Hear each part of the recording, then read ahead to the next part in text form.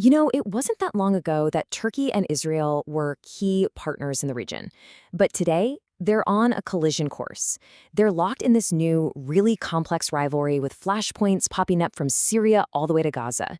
So, this is the story of how that critical partnership completely unraveled and, in the process, reshaped the power dynamics of the entire Middle East.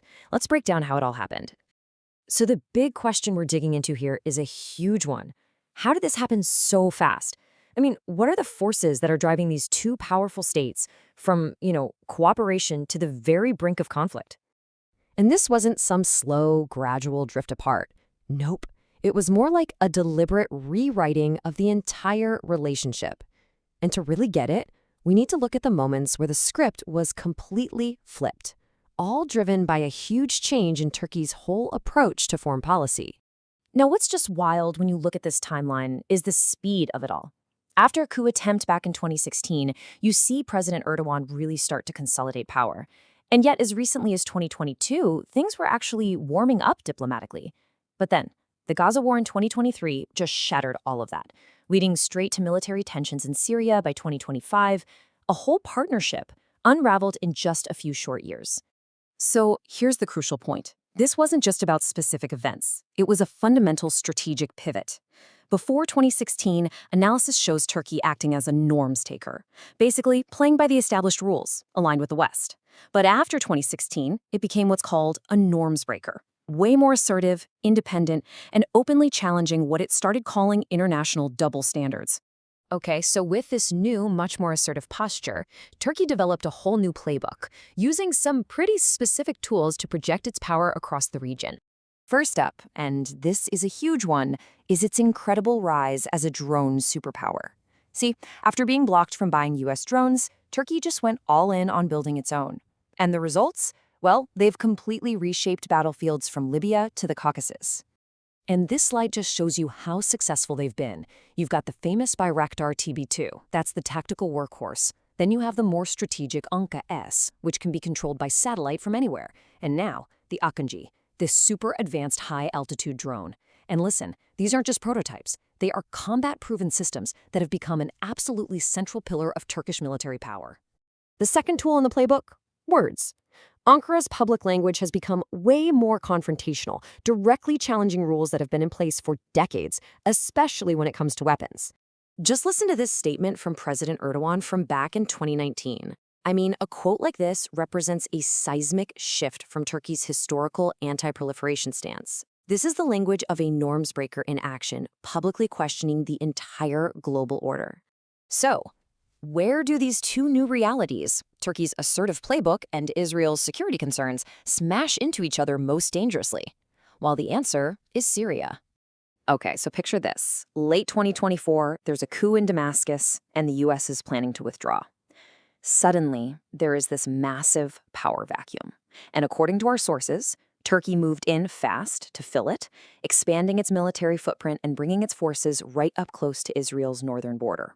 Israel's response was swift, and it was crystal clear. They basically sent the message that any permanent Turkish military presence at key Syrian bases like Palmyra would be crossing a red line, because it would threaten the Israeli military's freedom to operate. And yeah, they weren't bluffing. Israeli media started reporting that the IDF launched preemptive strikes on the T4 airbase, a facility that Turkey was apparently planning to take control of. This was a direct military signal. We are prepared to enforce that red line. So, with tensions at a boiling point, both sides decided to take a step back from the brink. They met in Baku, Azerbaijan, to try and de-escalate. And the key topic was setting up a red telephone, a direct military-to-military line to prevent any accidental clashes, kind of like the one Israel used to have with Russia in Syria. But here's the thing. Even with those de-escalation talks going on, the underlying conflict was nowhere near solved. That's because this rivalry isn't just about military positioning. It's being fueled by a really deep, growing ideological divide. And at the center of it all is one group in particular, Hamas. So to really understand Turkey's position here, you have to understand the Muslim Brotherhood. Hamas is seen as its Palestinian branch, and President Erdogan's ruling party has deep ideological roots in that same movement. This connection completely shapes Ankara's view of Hamas. They see it not as a terrorist group, but as a legitimate part of a much broader political and religious project. And this ideological conviction leads to rhetoric that is, frankly, shocking in its intensity. This quote, which was reported from a prayer service in Istanbul in March 2025, it just shows how far relations have cratered. It's a statement that leaves absolutely no room for misinterpretation. Ankara also tried to use its economic muscle by hitting Israel with a trade embargo, but that move pretty much failed, and this chart really tells you why.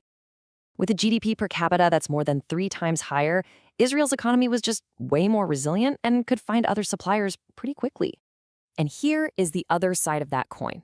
With staggering inflation at home, running over 58% in 2024, Turkey's ability to keep up a long economic fight was just severely limited by its own internal problems. It's tough to fight a trade war abroad when you've got a fire like that at home. So what does all this add up to?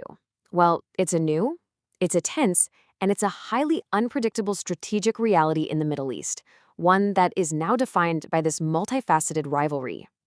This table here really summarizes the whole conflict perfectly. Militarily, Turkey's expansion in Syria is seen by Israel as a direct threat. Ideologically, Turkey's open support for Hamas is viewed as sponsoring terror. And diplomatically, Ankar's call for an Islamic alliance against Israel is seen in Jerusalem as the creation of a hostile Sunni Islamist axis. But here is the kicker, the crucial difference that makes this all so complicated. Unlike Iran, Turkey is a member of NATO, and that makes it an incredibly complex challenge for Israel and its Western allies. You can't just isolate a NATO member, even one that's acting like a strategic adversary. And that leaves us with one final, absolutely vital question. For decades, the power dynamics in the region were defined by other conflicts. But now, with these two powerful, modern, and really ambitious countries locked in this new rivalry, their competition could very well be the main force that shapes the future of the entire Middle East.